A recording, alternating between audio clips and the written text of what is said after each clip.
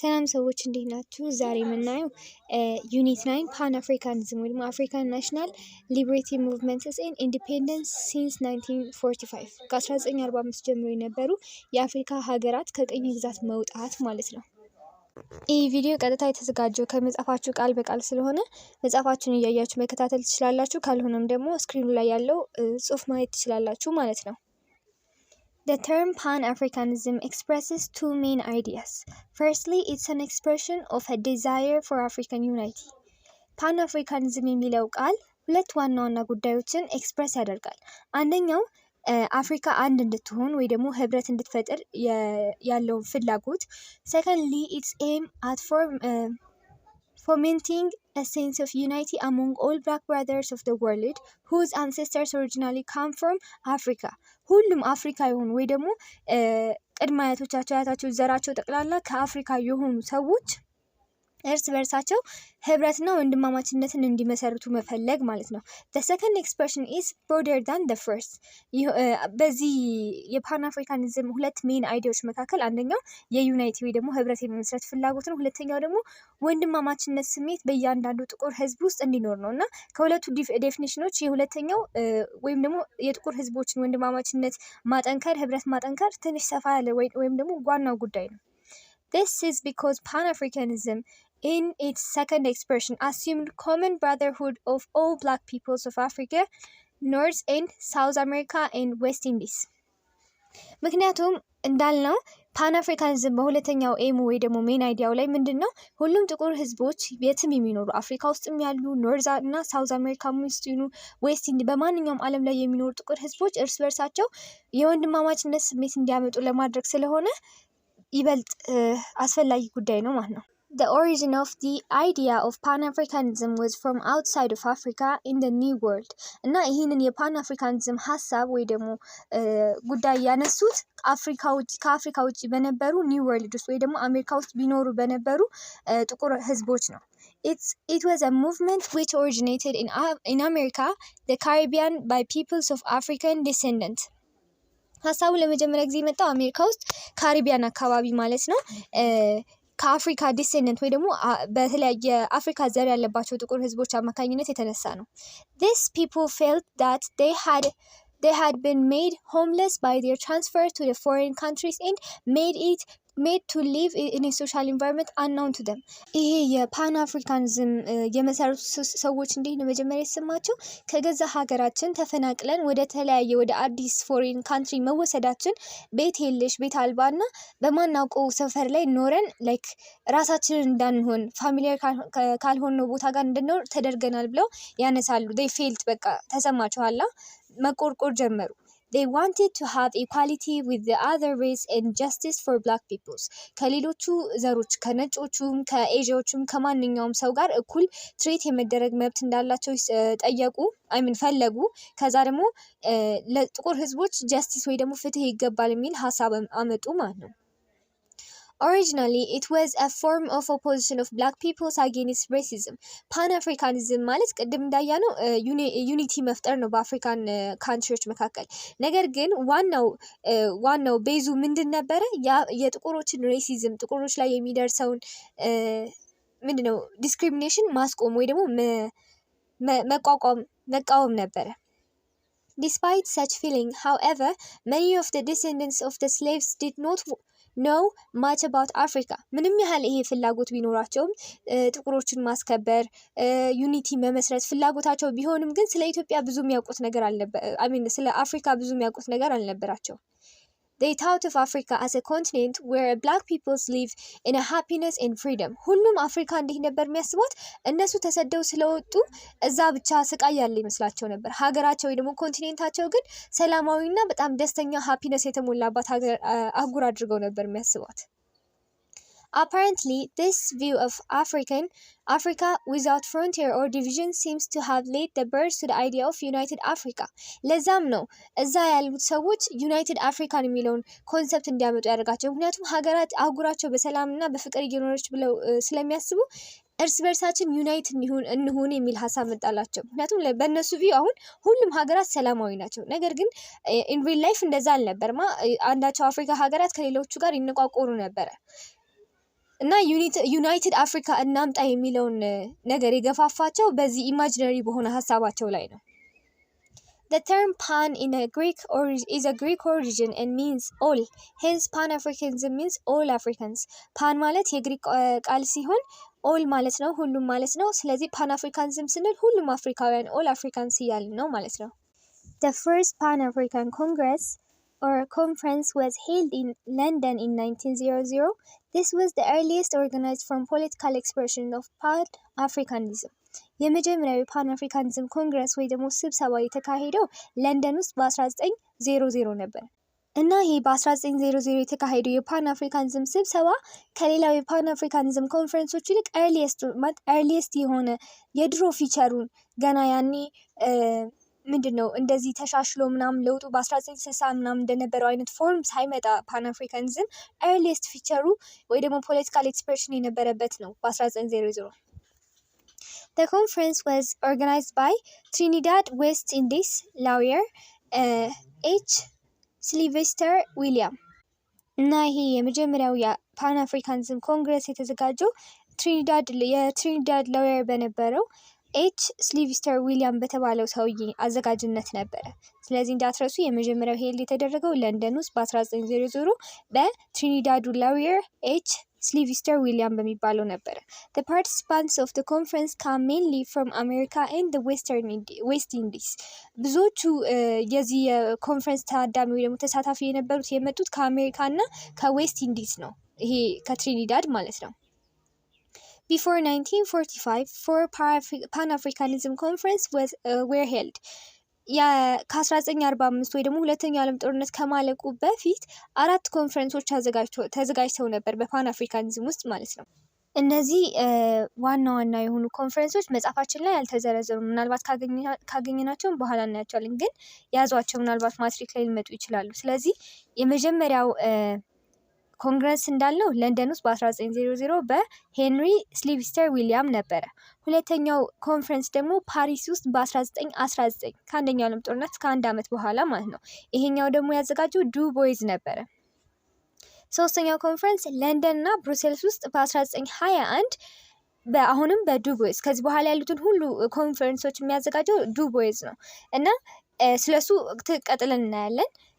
አራተኛው ኮንፈረንስ ለንደን እና ሊዝበን ውስጥ በ1923፣ አምስተኛው ኮንፈረንስ ኒውዮርክ በ1927፣ ማንቸስተር እና ኢንግላንድ ላይ ደግሞ የስድስተኛው ኮንፈረንስ በ1945 አናቱ ላይ ማለት ነው። ስለዚህ እዚህ ጋር 4 ሜጀር ኮንፈረንሶች እስከ ሁለተኛው ዓለም ጦርነት ፍጻሜ ድረስ ተካሂዷል ሲል የመጀመሪያውን ሳይቆጥር የሄንሪን ማለት ነው ከፓሪስ እስከ ኒውዮርክ ያለውን ማለት ነው። ድጋሚ እንዳትረሱት ፓሪስ በ1919፣ ለንደን እና ብሩሰልስ ውስጥ በ1921፣ ለንደን እና ሊዝበን ውስጥ በ1923፣ ኒውዮርክ ደግሞ በ27 ማለት ነው። በስተመጨረሻ ማንቸስተር እና ኢንግላንድ በ1945። ሁሉንም ከመጀመሪያው ከለንደን በ1900 በስተቀር ዱ ቦይዝ ነበር ያዘጋጃቸው። Two famous leaders of Pan-Africanism during the previous period were Dr. William E. Burghardt Du Bois from 1869 to 1963 and Marcus Garvey from 1887 to 1940. በፓን አፍሪካኒዝም ሊደር ከነበሩት ሁለቱ ኢንፍሉዌንሰር እና ትላልቆቹ የፓን አፍሪካኒዝም መሪዎች ዱ ቦይዝ እና አሁን ያየነው ዶክተር ዊሊያም ቡርጋት ዱ ቦይዝ እና ማርከስ ጋርቬ የሚባሉት ሁለቱ ሰዎች ናቸው እና እስከ 63 ድረስ ዱ ቦይዝ እንደነበረ እናያለን። ከ87 እስከ 40 ድረስ ደግሞ ማርከስ ጋርቬ ማለት ነው። ዱ ቦይዝ was an African American scholar and writer. የአፍሪካ አሜሪካዊ እዛ ውጭ ያጠና ማለት ነው እና ጸሐፊ ነበረ። he became an organizer and preacher of Pan-Africanism. የተለያዩ የፓን አፍሪካኒዝም ኮንፈረንሶችን የሚያዘጋጅ እንዲሁም ደግሞ ስለ አፍሪካዊነት ፓን አፍሪካኒዝም ዓላማ የሚሰብክ ነበረ። he came to be known as the father of Pan-Africanism. ዱ ቦይዝን የፓን አፍሪካኒዝም አባት በማለት ይጠራል እና በጣም ኢንፍሉዌንሰር የነበረ ምንድነው ስኮላር ነው፣ ጸሐፊና ሊደርም ነው። ስለዚህ እንዳትረሱ ሁለቱ ኢንፍሉዌንሰር ሰዎች ከተባልን ዊሊያም ምንድነው ዱ ቦይዝ እና ማርከስ ጋርቬ ናቸው። the father of Pan-Africanism በመባል የሚታወቀው ደግሞ ዱ ቦይዝ ነው ማለት ነው። የእነዚህ ሁለት ዋና ዋና ሰዎች ልዩነት ነበራቸው እና የልዩነታቸው ምንጭ ምንድን ነበረ? Garvey was a Jamaican who moved to and lived in USA. ማርከስ ጋርቬ የምንለው ጃማይካዊ ሲሆን ወደ ዩኤስኤ ሄዶ የሚኖር ሰው ነው። He also met his death there at the hand of the white racists. የሞተውም በአክራሪ ጥቁሮችን የሚጠሉ ሰዎች እጅ ነበረ። Garvey was the founder and the leader of Universal Negro Association. Universal Negro Association ተብሎ የሚታወቅ አንድ ስብስብ ወይ ደግሞ አሶሲዬሽን መሪ ነበረ። Du Bois and Garvey had some differences on fathers of black living outside Africa. እና ዱ ቦይዝ እና የፋዘር ኦፍ ፓን አፍሪካኒዝም ነው ጋርቬ የራሳቸው የሆነ ልዩነት ነበራቸው በአስተሳሰባቸውና በዓላማቸው ላይ ማለት ነው። Du Bois maintained the black outsides of Africa should struggle for the respect of their rights in the countries they lived in. እና ዱ ቦይዝ ምንድነው የሚለው ሁሉም አፍሪካውያን በያሉበት ሆኖ ዩሮፕ ውስጥ ያለው ዩሮፕ ውስጥ አሜሪካም ውስጥ ያለው አሜሪካ ውስጥ እንዳለ ለሀገር ለነጻነታቸውና ለክብራቸው ይዋጉ የሚል ኮንሰፕት ነበረው ዱ ቦይዝ። But Garvey insisted that only further for future for black in America and the West Indies was to return to Africa. ስለዚህ ጋርቬ ምንድነው የሚለው አይ ውጪ ሆነን ምንም ፋይዳ እናመጣም፣ ሁላችንም ውጪ ያለ ነው ወደ ሀገራችን እንመለስና ሀገራችን ላይ ሆነን ለመብታችን እንሟገት ነበር የሚለው። On the basis of this idea, Garvey organized a back to Negro movement አሶሲዬሽን ወይ ደግሞ ከላይ ያየነው ዩኒቨርሳል ኒግሮ አሶሲዬሽን የሚባለውን መሰረተ ማለት ነው። ምንድነው ይሄ አሶሲዬሽን ከተባለን ሁሉም ጥቁር አፍሪካውያን ወደ ሀገራቸው ወደ አህጉራቸው የሚመለሱበት መንገድ ነበረ። እንዲመለሱ ያቋቋመው ድርጅት ነገር ማለት ነው። ልክ እንደ ወደ ሌላ ኬዝ ስንመልሰው ልክ ዛዮኒዝም ወይ ደግሞ ጽዮኒዝም አይሁዶችን ወደ ቦታቸው መመለስ እንደነበረው ይሄኛውም ኒግሮ አሶሲዬሽንም ጥቁሮችን ወደ አፍሪካ ለመመለስ ማለት ነው። So although ስለዚህ የኒግሮ ሙቭመንት መስራች ማን ነው? ጋርቬ። Don't forget this. Although black it's achieved very little ምንም ያህል ጥረት የነበረው ቢሆንም ግን ብዙ ሰው አልተመለሰም፣ ብዙ ኢፌክቲቭ አልነበረም የዚህ የኒግሮ አሶሲዬሽን ሪዛልት።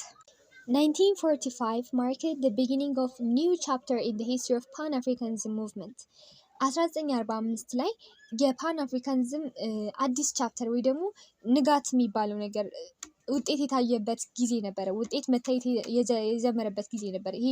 ይሄ ዓመተ ምህረት ደግሞ ምንድነው ማንቸስተር እና ኢንግላንድ ላይ ኮንፈረንስ የተካሄደበትና በተዘዋዋሪ ደግሞ የሁለተኛ ዓለም ጦርነት ያበቃበት ዓመት ነበረ። In that year, the 5th Pan-Africanism Congress was held in Manchester. በዚህ ዓመት ላይ የማንቸስተር ኮንፈረንስ ተዘጋጅቶ ነበረ። The conference was important in two respects. እና ኢምፖርታንት ማለት ይቅርታ፣ ይሄ ኮንፈረንስ ከሌሎቹ ኮንፈረንሶች ይልቅ በጣም ወሳኝ የሚያደርገው ሁለት ነገሮች ተከስተውበታል ወይ ደግሞ ሁለት ነገሮች ነበሩት።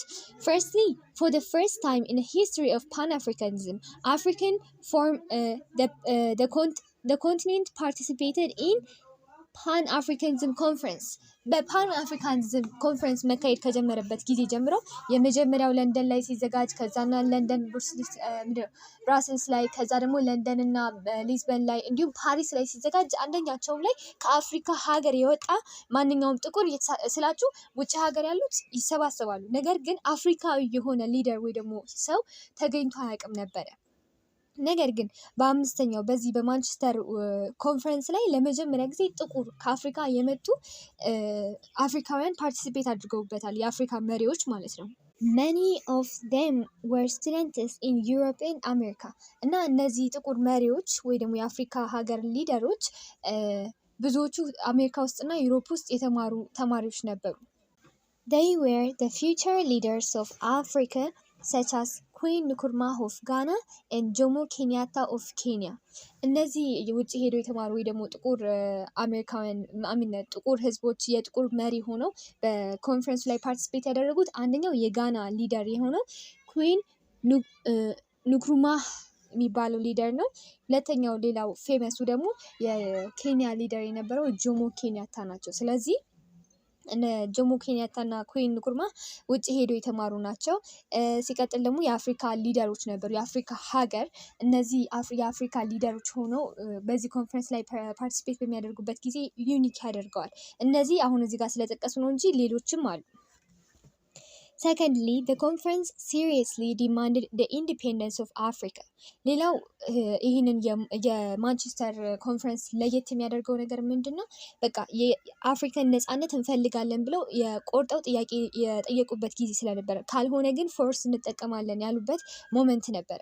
በቃ ፒስፉሊ ዲፕሎማቲካሊ ማውራት በቅቶናል፣ ከዚህ በኋላ አፍሪካ ነጻ ትወጣለች፣ ካልሆነ ደግሞ ፎርስ እንጠቀማለን ብለው ዲማንድ ስላደረጉ ልዩ ያደርጓል ይህንን ኮንፈረንስ።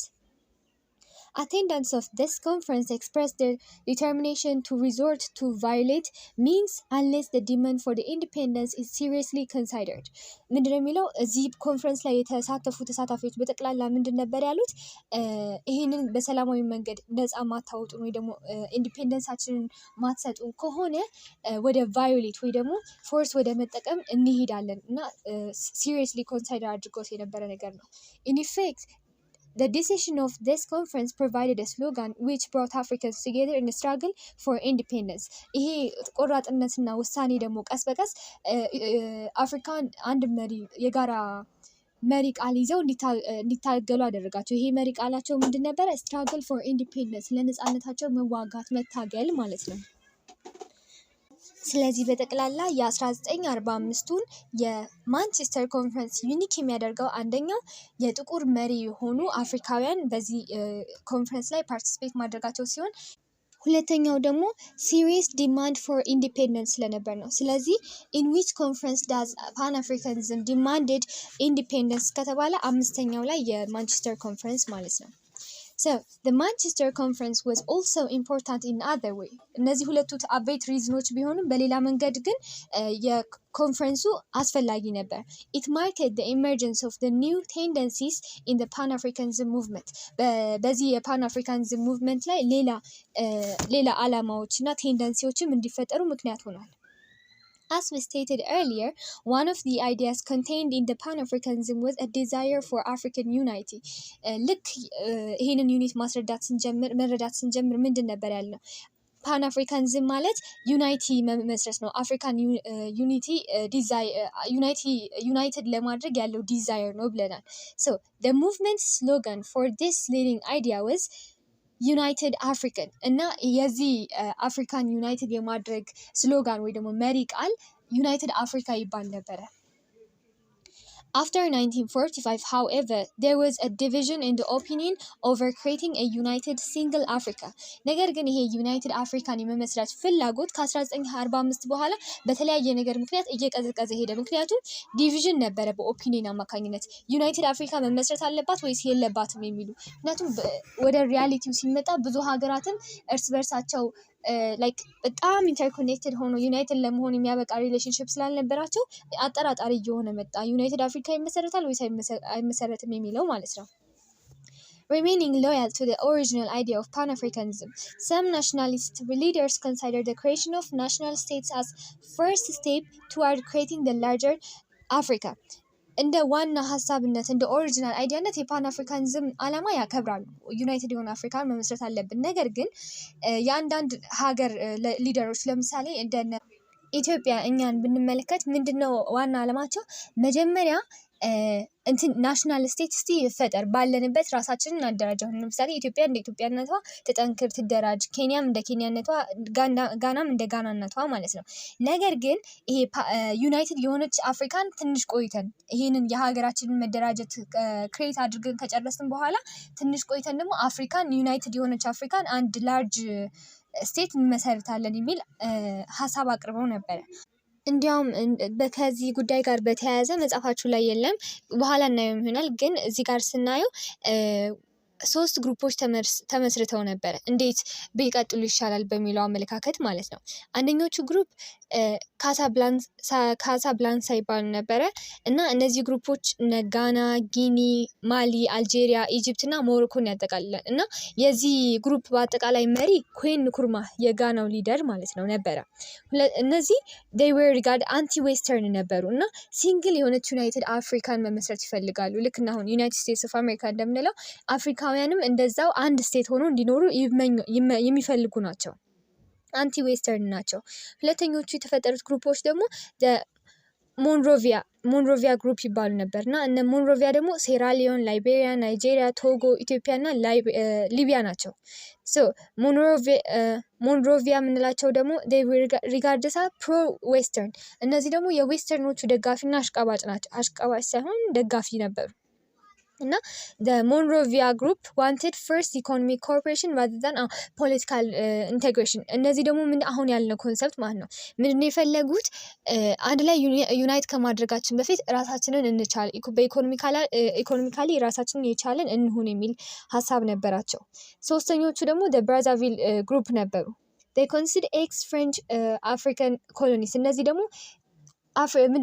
ፈረንሳይ ኮንትሮል አድርጋቸው የነበሩ ግዛቶች ወይ ደግሞ የአፍሪካ ሀገራት ሲሆኑ they wanted to establish strong tie with ፈረንሳይ፣ ከፈረንሳይ ጋር ጥብቅ የሆነ ግንኙነት ነበር የሚፈልጉት። እነዚህ ራሳቸውን የቻሉ ናቸው። ስቲል ፍራንስን ይወዷታል መሰለኝ። ከፈረንሳይ ጋር ታይ የሆነ ሪሌሽንሽፕ ይፈልጋሉ።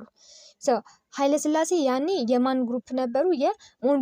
የሞንሮቪያ የምንላቸው በቃ ራሳችንን እንቻልና በኋላ ኮርፖሬት እናደርጋለን ወይ ደግሞ ዩናይትድ እንሆናለን የሚሉት ነበሩ። Among these group leaders were Julius Nyerere, the president of Tanzania፣ የታንዛኒያ ሊደር የነበረው ጁሊየስ ናይሬር እና የጋና ፕሬዚደንት የነበረው ኩዌን ንኩርማ የሚባሉት ነበሩ። እነዚህ ሁለቱ ነበሩ በዋነኝነት የካሳብላንካውን የመጀመሪያውን ሙሉ ለሙሉ ዩናይትድ እንሆን እና አንቲ ዌስተርን የነበሩት ሶሳይቲ ግሩፖች የእነሱ መሪ ኩዌን ንኩርማ ነበር ብለናል። ስለዚህ ጋናና ታንዛኒያ በጣም አጥብቀው ዩናይትን ከሚፈልጉ ሀገራትና ሊደሮች መካከል ሁለቱ ነበሩ ማለት ነው። እንዳትረሱ ሁለቱም ሰዎች ጁሊየስ ናይሬር እና ኩዌን ንኩርማ የጋናና የታንዛኒያ ማለት ነው። Opposite to this idea, however, new tendencies began to develop after independence. In many countries, nationalists began to concentrate mostly on their own countries. ነገር ግን ከዚህ አይዲያ ተቃራኒ የሆኑ ሌላ አዳዲስ ሀሳቦች መምጣት ጀመሩ ከሀገራት ኢንዲፔንደንሳቸውን ካገኙ በኋላ ማለት ነው፣ ነፃነታቸውን ካገኙ በኋላ እና ብዙ ሀገራት አፍሪካን ዩናይትድ ከማድረግ እና አንድ ዩናይትድ አፍሪካን ከመመስረት ይልቅ የገዛ ሀገራቸው ላይ ትኩረት እየሰጡ መጡና ሀገራቸውን ብቻ ዴቨሎፕ their own country ላይ ፎከስ ማድረግ ጀመሩ ማለት ነው። According to these nationalities, Pan-Africanism could only be successful in independent Africa so long as it did not weaken the position of individual national states። ምንድን ነው የሚለው? የፓን አፍሪካኒዝም እቅድ ዩናይትድ አፍሪካ ከመሆን ኢንዲፔንደንት አፍሪካ ሆኖ ቀጠለ ማለት ነው። ኢንዲፔንደንት አፍሪካ ማለት ያው የቅኝ ግዛትን አስወጥቶ ራሳቸውን የቻሉ ስቴቶች ይዞ መቆየት ሲሆን ቀድሞ የነበረው ዓላማ ግን ይህ አልነበረም። ዩናይትድ የሆኑ ስቴቶችን አንድ ላይ አድርጎ እንደ አንድ ስቴት መኖር ነበረ። ከዛ በኋላ ግን ቀስ በቀስ የፓን አፍሪካኒዝም ፓወር እየደቀቀ እያነሰ ይመጣና በጣም ፓወርፉል የሆኑ ኔሽኖች መመስረት ይችላሉ። የእያንዳንዱን ኔሽን ፓወር መቆጣጠር ይከብደዋል ማለት ነው። This division in Pan-Africanism became a source of problem, which continued to trouble the unity of African states in post-independence period. እነዚህ ወደ ሶስት የግሩፕድ ሆነው የፓን አፍሪካኒዝም ውስጥ የሚገኙ ሀገራት ለሶስት አይዲዮሎጂ መከፈላቸው ወደፊት ላይ ዩናይትድ የሆነች አፍሪካን እንዳይመሰርቱ ወይ ደግሞ ነፃነታቸውን ካገኙ በኋላ ዩናይትድ አፍሪካን እንዳያስቡ ችግር ሆነባቸው ማለት ነው።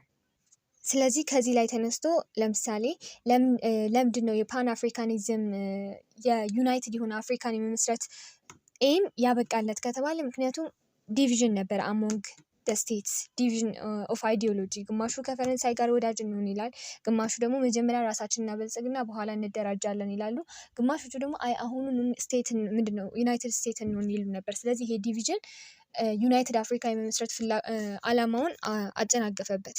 ለዛሬ ይበቃናል። በሚቀጥለው ደግሞ ናሽናል ሊበርቲ ሙቭመንት የሚለውን ድረስ እናያለን። ላይክ እና ሰብስክራይብ ማድረግ እንዳትረሱ። አመሰግናለሁ። ቻው ቻው።